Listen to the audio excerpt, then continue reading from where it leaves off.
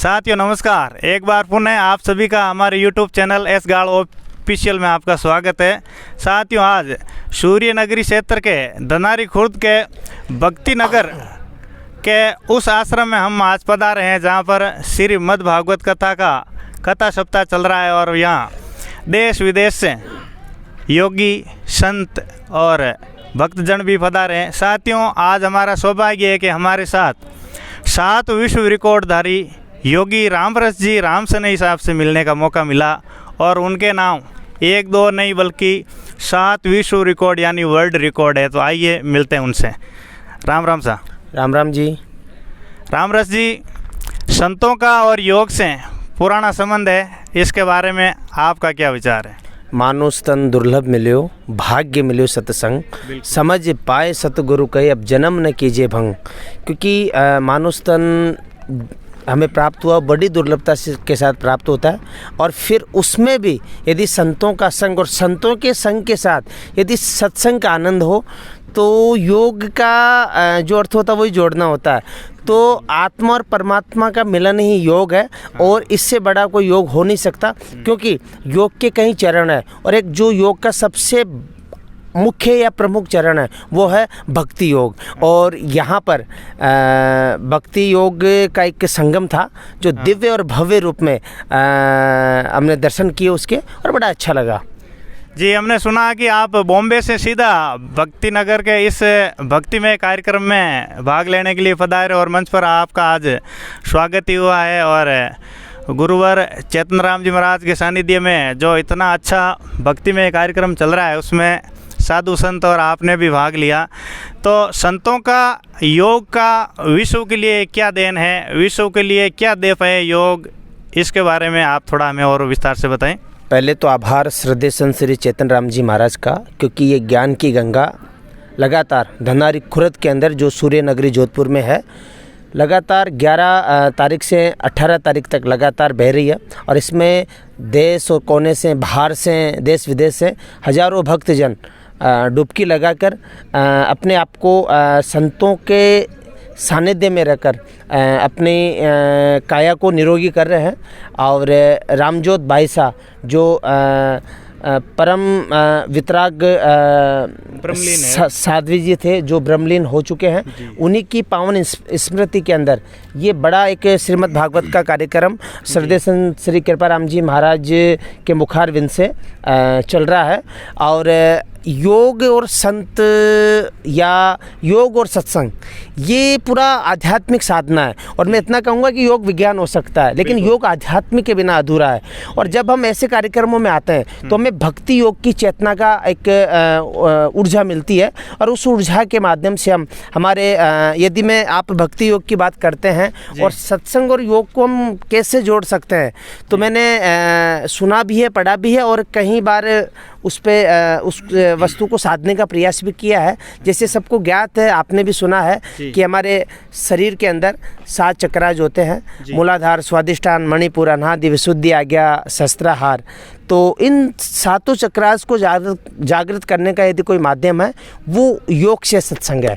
तो योग हमें आत्मा से परमात्मा की तरफ लेके जाता है और परमात्मा में हमें मिलाकर वो हमें एक नई ऊर्जा के साथ हमारे जीवन को जन्म मरण से मुक्त करता है।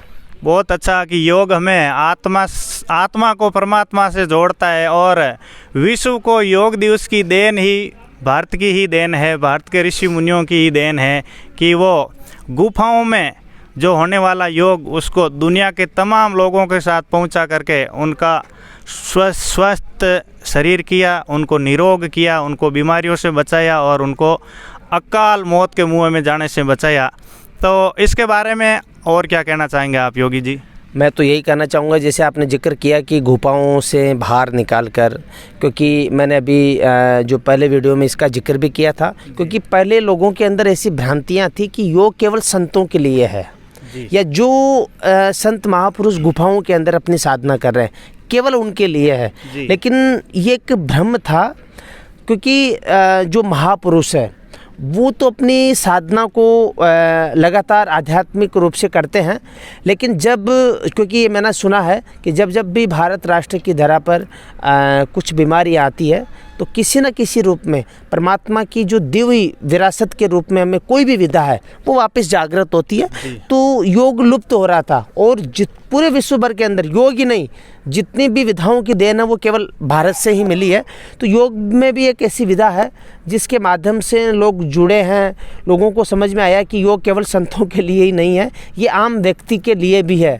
और संतों महापुरुषों ने भी इसको गुफाओं से बाहर निकाल कर जन जन तक पहुंचाकर उन्हें रोगी से निरोगी बनाने का काम किया है। तो मैं तो इतना ही कहूँगा कि योग जीवन का वो अभिन्न अंग है, बस उसे पहचानने की आवश्यकता है, उसे करने की आवश्यकता है। क्योंकि हम सुनते हैं पहला सुख निरोगी काया, लेकिन हम काया को निरोगी नहीं रख पाते। उसका एक ही कारण है कि हम आलस्य कर जाते हैं। लेकिन हम ये भी सुनते हैं कि हम किसी भी वस्तु को प्राप्त करने के लिए पहले लक्ष्य हमें तय करना चाहिए, और यदि हमारा लक्ष्य तय नहीं है तो हम लक्ष्य पर सही समय पे पहुंच नहीं पाएंगे, और जब समय निकल जाएगा उसके बाद हम पहुंचेंगे तो हम उस वस्तु को प्राप्त नहीं कर सकते जिस वस्तु के लिए हमें आगे बढ़ना था। इसलिए मेरा इतना ही निवेदन है, सभी से निवेदन है कि सभी योग से जुड़े, निरोग रहें, क्योंकि योग करें निरोग रहें। लेकिन मैं इसमें ज़रा ये कहना चाहूँगा कि योग करें, रोज़ करें, क्योंकि हम रोज़ योग का अभ्यास करेंगे तो हम निरोग रहेंगे, हमारी काया निरोग रहेगी और हम स्वस्थ रहकर क्योंकि चेतन शक्ति रकार की मैं माया विस्तार, राम चरण सब आइया अक्षर दोही मजार। क्योंकि इस स्वस्थ शरीर से हम माया को भी प्राप्त कर सकते हैं, और इस स्वस्थ शरीर के माध्यम से हम आनंद की ओर, आनंद की अनुभूति को सहज सरलता के साथ जीवन में उतार कर जीवन को एक नई ऊर्जा के साथ जी सकते हैं। बहुत अच्छा कि योग करें निरोग रहें। योगी रामरस जी राम सनेही, आपने हमारे साथ बहुत ही अच्छे अनुभव शेयर किए। बहुत बहुत आभार, और हमारी दर्शकों की ओर से भी आपका धन्यवाद। श्रवण जी, आपका भी बहुत बहुत आभार, और आपके चैनल एस गालवा ऑफिशियल का भी आभार। और आप मेरी आवाज़ को जन जन तक पहुँचा रहे हैं। बस यही कहूँगा जितने भी दर्शक हैं कि रोज़ समय पे सोएं, समय पे उठें, समय पे भोजन लें, और 1 घंटा अपने शरीर को दें जिससे आप स्वस्थ रह सकें, आनंद में रह सकें, और आपका परिवार स्वस्थ रह सके। आइए फिर अगली मुलाकात करेंगे। धन्यवाद। थैंक यू, बहुत बहुत धन्यवाद।